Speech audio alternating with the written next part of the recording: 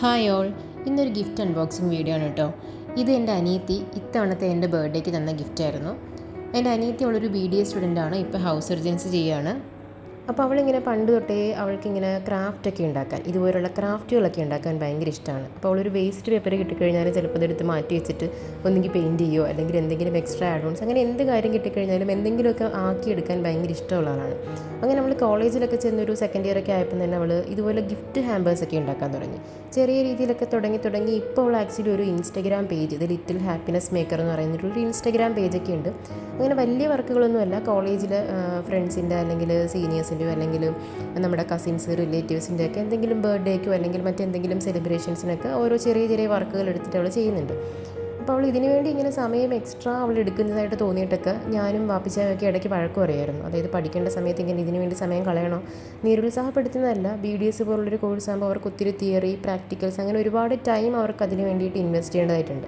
അപ്പോൾ അതിൻ്റെ ഇടയ്ക്ക് ഇതിന് സമയം കളയണോ എന്നിങ്ങനെ ഞാനും ഇടയ്ക്ക് വഴക്കൊക്കെ പറയുമായിരുന്നു. പിന്നെ ഞാൻ ഇവളുടെ ക്രാഫ്റ്റുകളൊന്നും അങ്ങനെ നേരിട്ട് കണ്ടിട്ടില്ല. ഇവൾ മിക്കപ്പോഴും ഹോസ്റ്റലിൽ ഇരുന്നാണ് ചെയ്യാറുള്ളത്. ഒന്നെങ്കിൽ ഇൻസ്റ്റഗ്രാം പേജസിലിടുമ്പോഴോ അല്ലെങ്കിൽ ഇടയ്ക്കൊക്കെ എനിക്കിങ്ങനെ ക്രാഫ്റ്റ് ചെയ്തിട്ട് വീഡിയോസ് അയച്ചു തരാറുണ്ട്. അങ്ങനെയൊക്കെയാണ് ഞാൻ കാണാറുള്ളത്.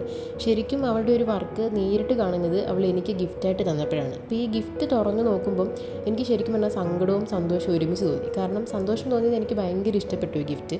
സങ്കടം തോന്നിയത് ഞാനിങ്ങനെ വഴക്ക് പറഞ്ഞല്ലോ ഇവൾ, അതായത് ഇവൾ എന്തോരം എഫേർട്ട് ഇതിൻ്റെ പുറകിൽ എടുക്കുന്നുണ്ട്, എന്തോരം സമയം ഇരിക്കേണ്ടി വരുന്നു എന്ന് എനിക്ക് മനസ്സിലായത് ഈ ഗിഫ്റ്റ് അൺബോക്സ് ചെയ്ത് നോക്കിയപ്പോഴാണ്.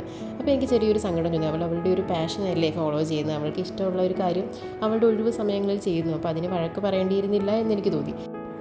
ഇതും അവൾ എനിക്ക് തന്നൊരു ഗിഫ്റ്റ് ആയിരുന്നു കേട്ടോ. ഇപ്പോഴല്ല, കുറേ മുന്നേ എൻ്റെ കല്യാണമൊക്കെ കഴിഞ്ഞ സമയത്ത്, ഇനി എന്നെ മിസ് ചെയ്തിട്ടാണോ എന്നറിയത്തില്ല, ഒരു കാരണമില്ലാത്തൊരു ദിവസം ഒരു സാധനം ഉണ്ടാക്കി തന്നു. അതും എനിക്ക് ഭയങ്കര ഇഷ്ടപ്പെട്ടായിരുന്നു. ഇതൊക്കെ ഇൻസ്റ്റഗ്രാം പേജൊക്കെ തുടങ്ങുന്നതിന് മുന്നേ അവളിങ്ങനെ പിച്ച വെച്ച് തുടങ്ങിയ സമയത്ത് ചെയ്തതായിരുന്നു. ഇനി അവൾ ചെയ്ത 1-2 വർക്കുകളുടെ വീഡിയോസ് ഞാനോട് കൊടുക്കാം കേട്ടോ. കണ്ടിട്ട് ഇഷ്ടപ്പെടുകയാണെങ്കിൽ അവളുടെ Instagram page the little happiness maker എന്നാണ്, അത് നിങ്ങൾക്ക് പോയി ചെക്ക് ചെയ്തിട്ട് ഇഷ്ടപ്പെടുകയാണെങ്കിൽ ഫോളോ ചെയ്യാം, പോസ്റ്റൊക്കെ ഒന്ന് ലൈക്ക് ചെയ്യുക. ഞാൻ അതിൻ്റെ ലിങ്ക് ഡിസ്ക്രിപ്ഷൻ ബോക്സിൽ കൊടുത്തിരിക്കാം.